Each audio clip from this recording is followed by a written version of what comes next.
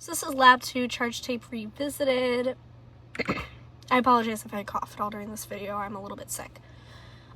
So the purpose of this lab was to explore how a coded model of the tape would change if we evenly distributed the charge along the tape instead of assuming all of the charge was condensed to a single point.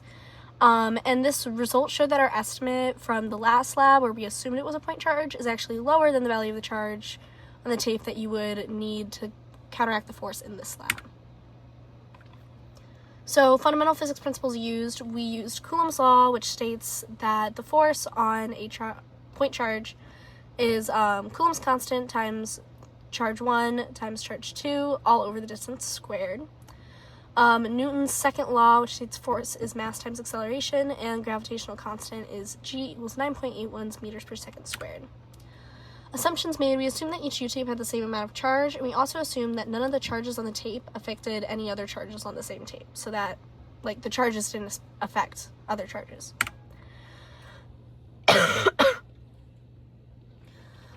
So this is the model that our code came up with. As you can see, the individual, force is kind of evenly distributed along that tape, but if you added all of those arrows up together, you would get enough force to counteract the gravity. And you can see the magnitude of the electric force is 1.96177, which is approximately equal to the gravitational force. This is my code. We got this code as a template and simply plugged in our values to get our results.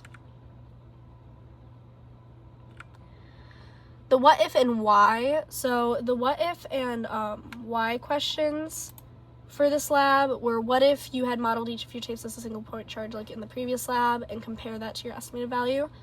And then why do these estimates differ and which one is closer to the real value? So these estimates differ because when we treat the tape as a point charge, we're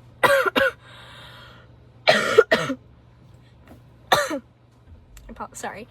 When we condense the charge as a point charge, it is treated as closer to the main charge of the tape, but when you distribute the charge, you need more of it to accurately counteract the gravitational force, as each charge is smaller, and when you integrate the charge along the tape, the DQ sections are going to be smaller, and so the electric force created by a smaller section of that tape is going to be a lot smaller than if it was a point charge, which is why you need more charge.